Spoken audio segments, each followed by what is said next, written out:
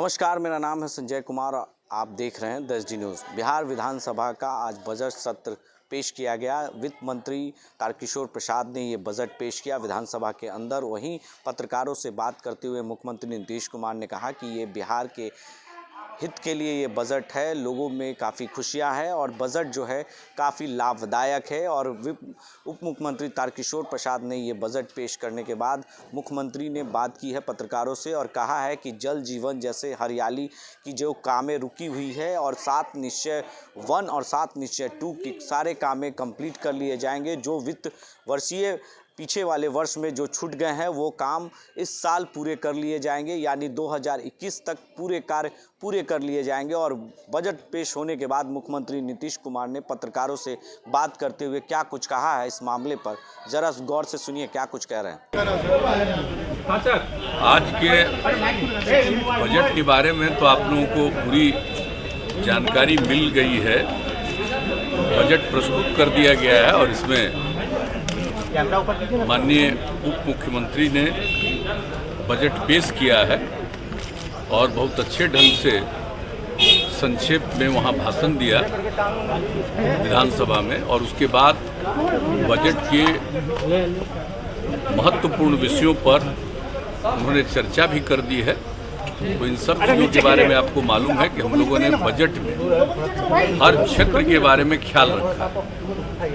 एक तो मौलिक चीज़ आप समझिए कि जो योजनाएं पहले से चल रही हैं और ख़ास करके जो 7 निश्चय पिछली बार हमने शुरू किया था, उसमें जो चीज़ें जैसे कुछ जगहों पर सड़कों का निर्माण या हर घर नल का जल, उसका कुछ जगह पर काम जो रुका हुआ बचा है, उन सब चीज़ों के बारे में सारा प्रबंध कर दिया गया है।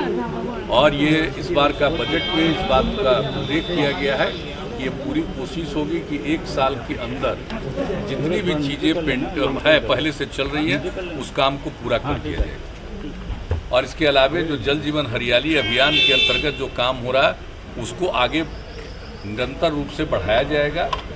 और इसके अलावे हमारे उप मुख्यमंत्री जी ने इस बात को पूरे तौर पर चर्चा कर दी है कि जो आत्मनिर्भर बिहार के लिए 7 निश्चय 2 की परिकल्पना की गई है उसके बारे में जो कुछ भी कैबिनेट ने पास किया, और जब कैबिनेट ने पास किया तो विभिन्न विभागों ने इसके लिए जो जरूरी योजनाएं हैं उस पर काम किया और बनाया है। और इस साल के बजट में प्रावधान किया गया है, इस पर सारा काम हम लोगों का शुरू हो जाएगा नए वित्तीय वर्ष में 21-22 में। और पूरे तौर पर उन सब चीज़ों के लिए जो कुछ भी है तो पहले की स्कीम, आगे की स्कीम, और आप जानते हैं एग्रीकल्चर के लिए जो ध्यान दिया जाता है उसके बारे में, सड़कों के बारे में। और सबसे बड़ी बात है कि आप देख लीजिए कि हेल्थ और एजुकेशन दोनों पर और ज़्यादा पैसा खर्च करने के बारे में निर्णय लिया गया है। तो सब लोगों को जो सुविधा मिलेगी उस सब चीज़ के लिए प्रावधान है ऐसी परिस्थिति में भी। जबकि आप जानते हैं कि इस बार जो पिछले 11-12 महीने से जो कोरोना का दौर चला है तो उसका तो एक प्रभाव पड़ा ही है, लेकिन इन सब चीज़ों के बावजूद हम लोगों का मन है कि हम लोग निश्चित रूप से आगे बढ़ाएंगे। और कोरोना के दौर में भी जो लोगों को राहत पहुंचाने के लिए केंद्र का सहयोग तो मिला ही है, लेकिन राज्य सरकार ने भी जितने बड़े पैमाने पर राशि का व्यय किया है, 10,000 करोड़ रुपया से ज़्यादा इस क्षेत्र में काम किया। तो ये सब काम तो किए ही हम, लेकिन इसके आगे अगले साल के लिए और अच्छे ढंग से बिहार की प्रगति हो, इसके लिए हम लोग प्रयास कर रहे हैं। और बजट में एक एक चीज़ का प्रावधान किया गया है और हमारे मुख्यमंत्री जी ने तो पूरे तौर पर आपको बता दिया है और हाउस में भी बताया है, संक्षेप में ही एक एक चीज़ के बारे में उन्होंने चर्चा कर दी है। और इसके अलावा आप लोगों के समक्ष भी इन लोगों ने बता दिया।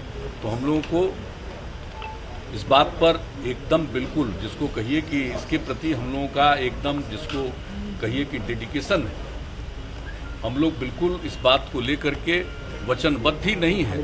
हम उस पर अनुपालन करना चाहते हैं, उसको क्रियान्वित करना चाहते हैं। उसके लिए बजट में बहुत सारे प्रावधान किए गए हैं ऐसी परिस्थिति में, जबकि आप जान रहे हैं कि आर्थिक स्थिति पर पूरे दुनिया में, पूरे देश में सब पर असर पड़ा है। तो हम लोग उसके अलावे भी सब काम को आगे बढ़ाना चाहते हैं और करना चाहते हैं। सबका सहयोग मिलेगा सब लोग मिल करके बिहार को सर आगे 20 लाख बढ़ाने में अपना रोजगार पूरा सृजन की बात भी कही गई है आने वाले 5 सालों में।